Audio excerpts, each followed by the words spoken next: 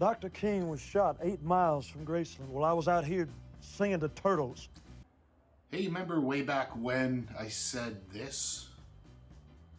I'm generally not reviewing movies I don't like. That's not 100% true all the time. Well, it's a good thing I added that little bit at the end because I did not like this movie, right? And I think I have a good reason for that, right? It's not because I hate Baz Luhrmann, though I've never seen a movie of his I like. His movies actually kind of give me a headache. And I find them annoying.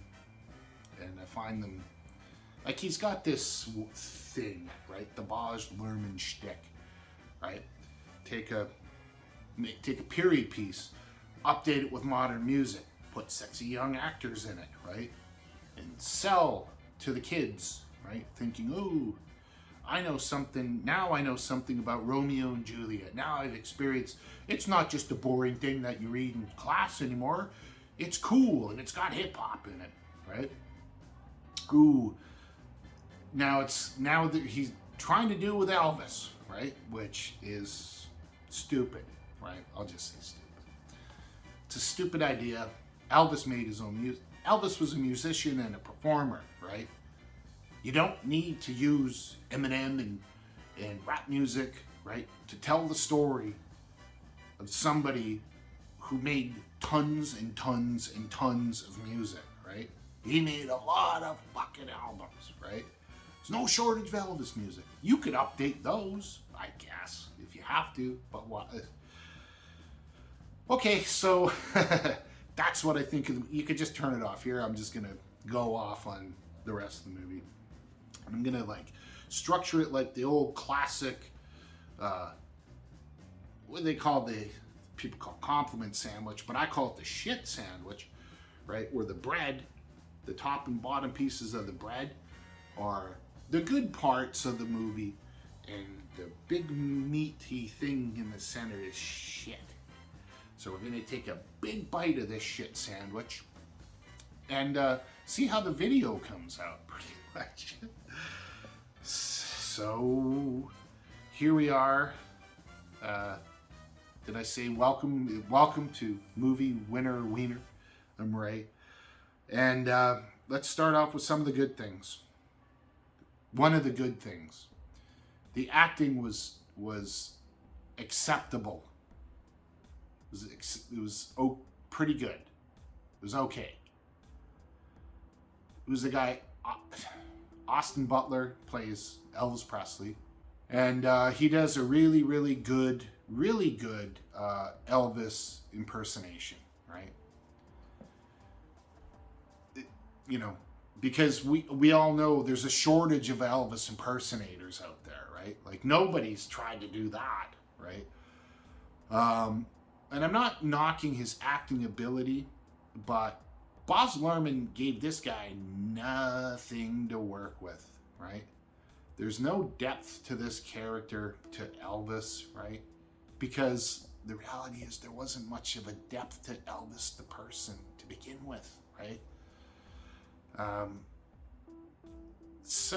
But it is a pretty, he got the moves down, he got the singing good, right? He's a very good Elvis impersonator at this point, right? And it's interesting and somewhat compelling to watch at times, right? So I'll say that's a good thing. I was going to say Tom Arnold, but Tom Hanks is, Colonel Tom Parker. Tom Hanks does an interesting take on Colonel Tom Parker. You know, he was a Dutchman, right, in America. So he had kind of a gold member accent and big nose, and he wore a fat suit, and I don't know. I guess it's fine, right? I think Tom Hanks is hitting that point where it's sort of like, he's getting I don't know. It's good. The acting's fine. Nothing really outstanding, but it's fine. And now we get into the big mound of shit in the middle of this sandwich, right?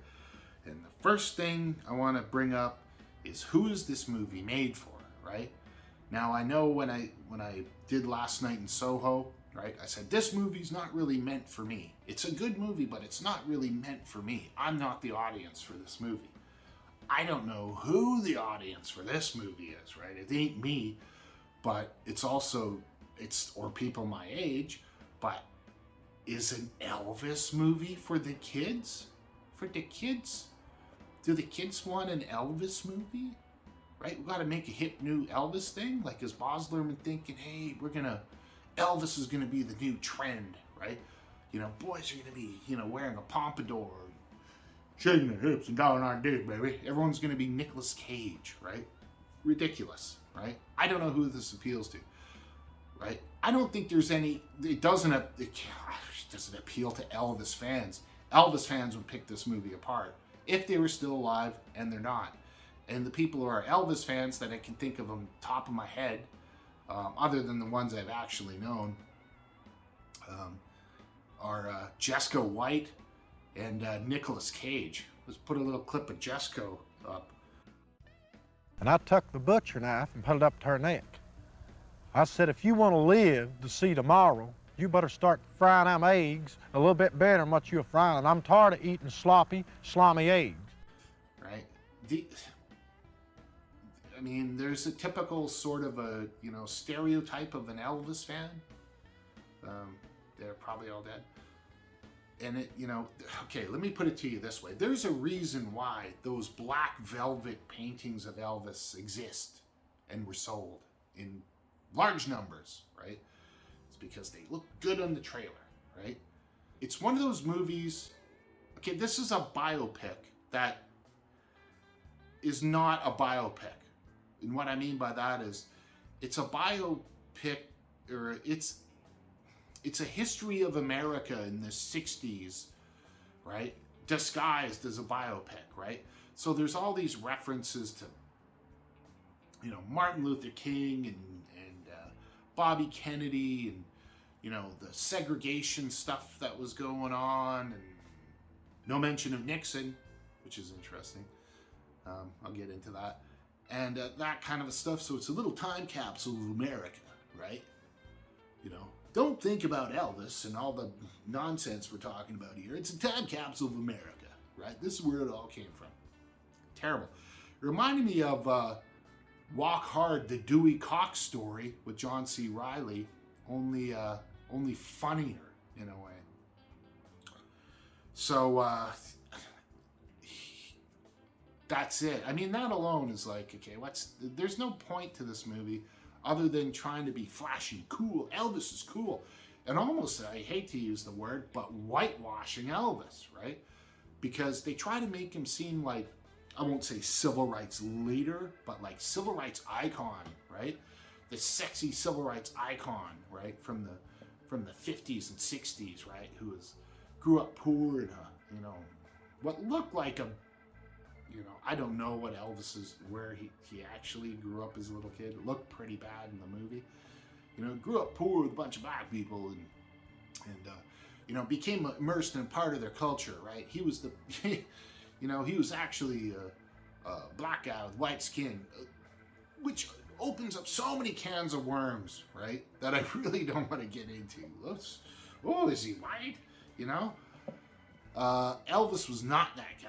Right? He wasn't that guy. He kind of was that guy, but the movie really leans heavily into this stuff, and it's just fluffy nonsense, and it leans into things that are actually pretty serious, sort of, cultural things, and it kind of goes, whatever.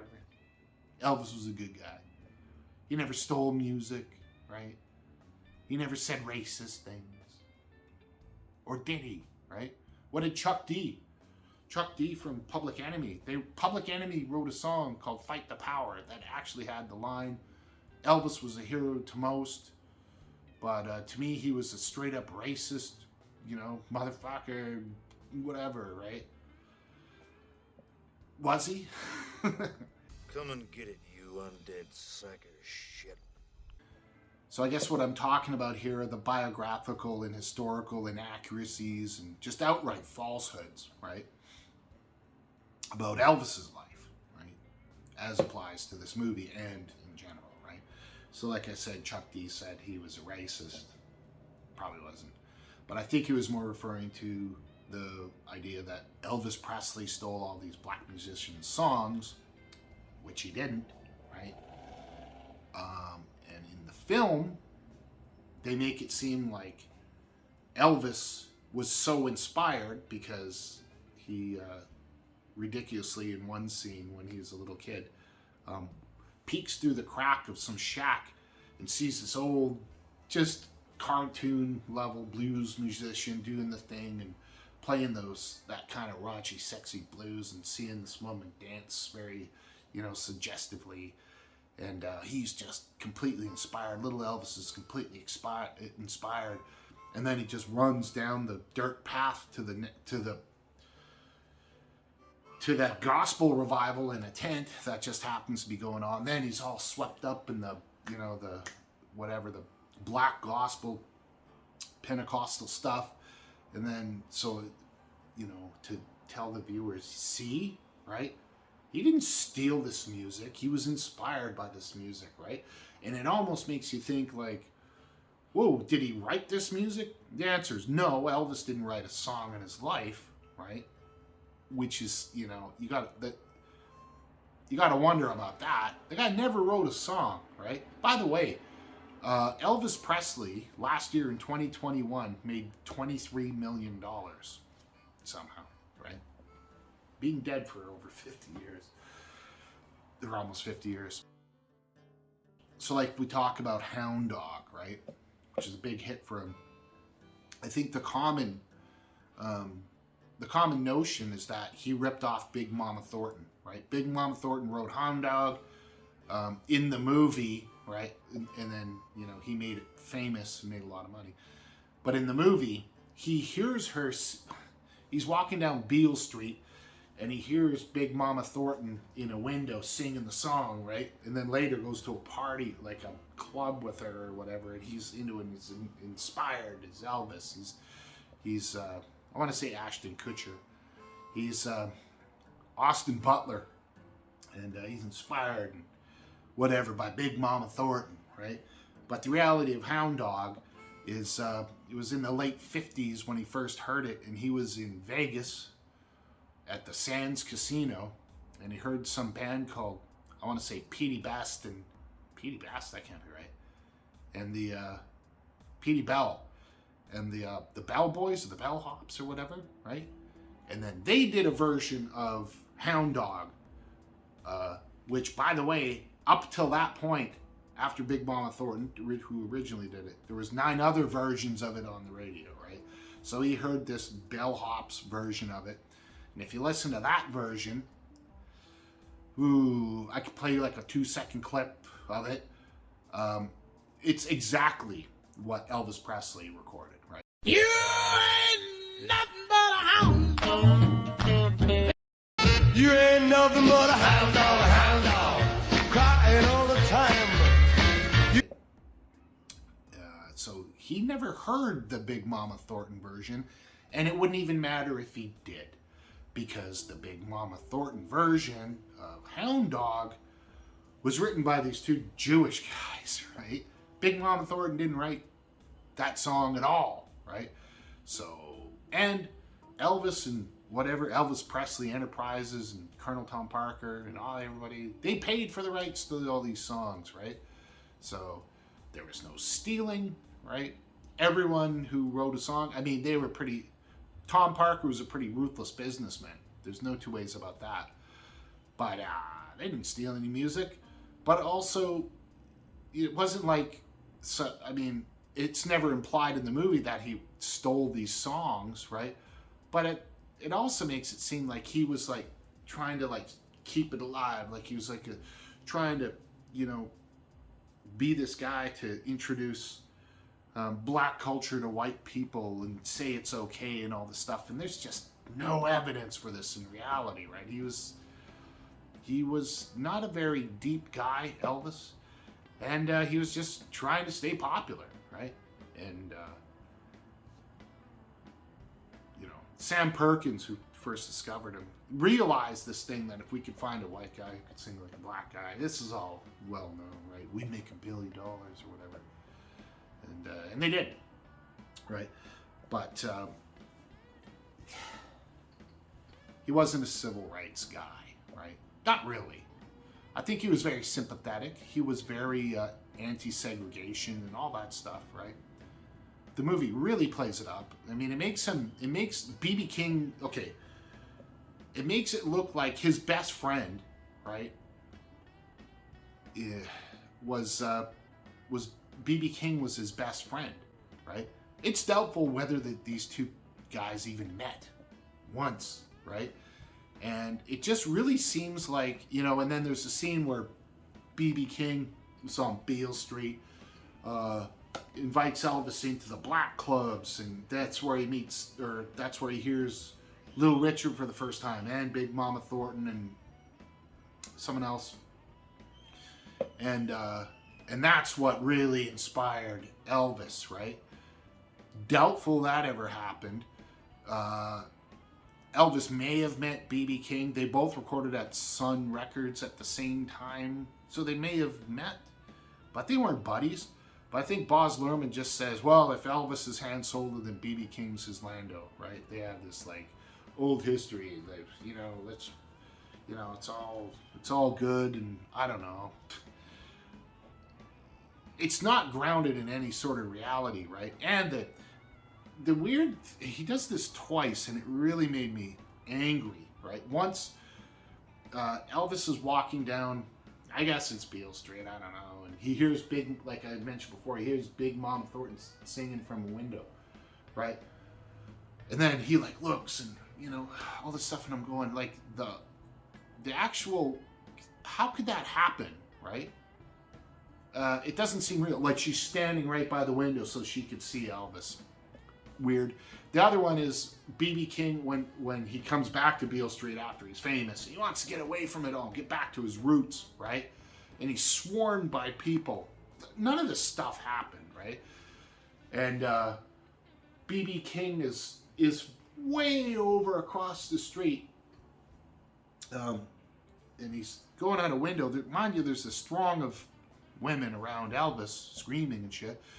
And B.B. King goes, hey, Elvis, come over here. Right? Hey, babe! I've been through hell and back, many obstacles. They said I couldn't do the impossible. Say I'm a king, very possible. How the fuck? And he goes, yeah, baby, I'll be right up there. Right? Hey, baby. Right? One, I don't think he could recognize who. It's just so weird. It's so divorced from reality, right? Oh, a Baz Luhrmann movie that's divorced from reality. I mean, you always got to kind of tell yourself that. I mean, it's sort of like, is that a pass? It's a Baz Luhrmann film, right? You got to expect that kind of weird shit that doesn't make any sense. But the thing is this is a biopic, right? So, he did Moulin Rouge, Great Gatsby, and Knight's Tale, and these things. But this shit actually happened. So it's like, nope.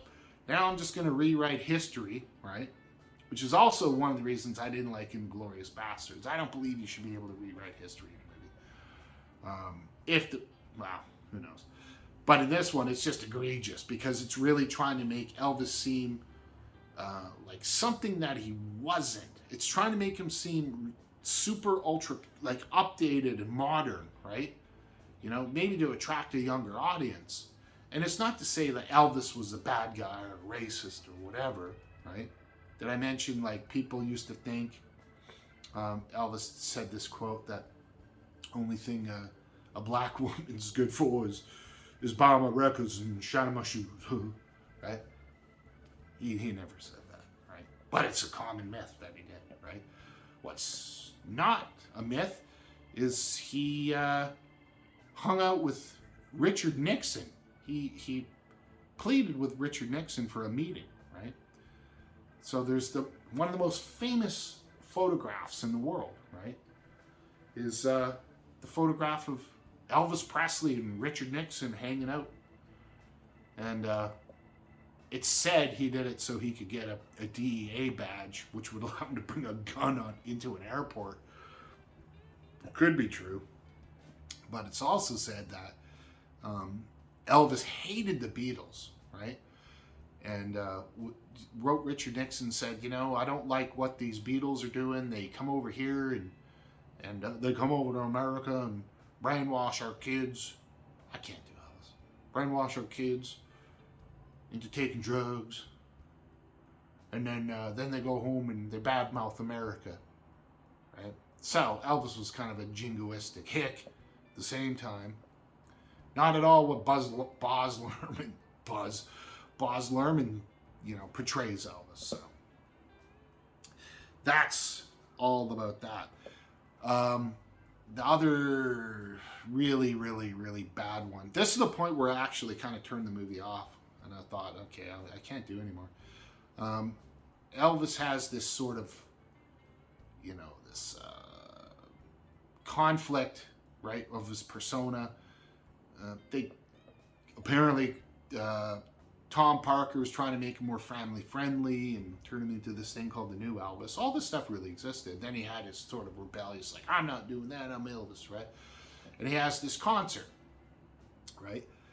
And he has this concert, and the way it's set up in the movie, as he's having this concert, there's this like Dixiecrat, like Senator Tinkerbell, you know, racist, pro-segregation dude, politician who's having essentially a Klan rally, and within earshot of this baseball stadium, right?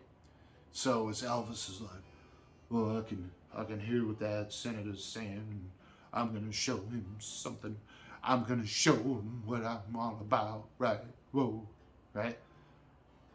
Ridiculous. Again, in this movie, Elvis's hearing, bionic fucking hearing power. How did he hear all this? And he didn't care. Anyways. Anywho, that concert, because he's shaking his hips. He was told, don't shake your hips. And he's shaking his hips. And he's doing his thing. And he's saying, I'm evil. Blah, blah, blah. Right? The concert happened. And then a riot breaks out. Right? But the riot never happened. Right? And that's confirmed by his then girlfriend who was there, said, none of that. Who saw this movie? None of this is true, right? So I take umbrage, right? I take umbrage when you do a biopic. I mean, yeah, you can use a little artistic liberty. You can kind of like whatever, right? But you just can't either make up shit out of thin air, right? Just to fit some weird narrative or some sort of a plan for your character. To me, that's propaganda. And I don't know why he's propagandizing Elvis, of all people. Right? It's very weird, right? I'm not saying Elvis was a bad guy. Like, I think Waylon Jennings said it best, right? After Elvis died, he said Elvis was just basically like a 17-year-old, right? He just never really grew up. He never really matured, right? All he cared about was jewelry and cars and drugs and sex, and just, he was not that deep a thing, right? He didn't write his songs, right? That's a dead giveaway. He was just a little dancing monkey that did his thing, and then he went and humped a few girls and put on some fucking jewelry, right? There was nothing to this guy. There's nothing to Elvis. There's no reason to have this sort of like, what do we got to celebrate him, right? He was a good singer, you know? I don't care about Elvis. Like I said, I always say like I said when I didn't say something. But my parents had like a couple Elvis records. I remember when I was a little kid seeing the Elvis Hawaii special with my mom. And she thought it was pretty cool, right? You know, but she wasn't screaming, right? Or anything. And she thought it was pretty good. Was that? Is that Elvis, boy? He sings very good. That's what she said. So, you know, never knew B.B. King. Didn't rip off Big Mom. I was also going to say, like, you know, they make these movies about Elvis, right? I was gonna say they should, they should make a movie about Little Richard, right? Little Richard or Big Mama Thornton, or a better version of Billie Holiday's, life story, right? Because those are way more interesting characters, right? Big Mama Thornton was a 300-pound woman, right? But she had scars all over her face. Like, I don't know what happened, right? She was in a knife fight or something, right? Like, those times would be way more interesting than Elvis, the one who made it. I'd rather look at the ones who didn't make it, right? For me, it's kind of a more interesting story. Little Richard is totally interesting. There's probably a Little Richard movie, right? That's terrible. I could see Eddie Murphy doing it for some reason, like a young Eddie Murphy, right? But a gay black guy in the 50s doing shit, ripping his clothes off and woo, doing and going nuts, right? That had to be a thing. But we don't need this Elvis movie. And we don't need to take that subject of Elvis Presley and do a modern reinterpretation, right? Make Elvis to sort of like idolize him and say, see, he was one of the good ones, Elvis Presley. It baffles me, right? Anywho, that's the second layer of shit, right? So I could say on the other good, on the bottom layer of compliment, I will compliment the scene when, and this is a compliment to the director, the cinematographers and stuff, right? That the scene where Elvis does his first show in Vegas. All right, this might sound a little cynical, but as I was editing this and I was realizing how much money the Presley estate made last year, I was thinking, geez, I mean, Baz Luhrmann had to get the rights to make this movie from the Presley estate. So wouldn't he say, look, I'm going to make this movie that makes Elvis Presley seem really cool and updated and modern. And then the value of all the, that Presley catalog and even films or whatever, right, are just going to go up, right? I mean, it sounds cynical, but it sounds like a good business move. It sounds like a total Tom Parker kind of a move, right? Like, Elvis Presley is... who cares about him right now, right? Like, we're seeing, like, Michael Jackson. Michael Jackson will always be good, right? David Bowie or Prince, right? They're always going to be good. But the Elvis stock is slipping, right? And maybe that had a bit to do with why Baz Luhrmann made this opus. I don't know. You think about it. I don't want it anymore.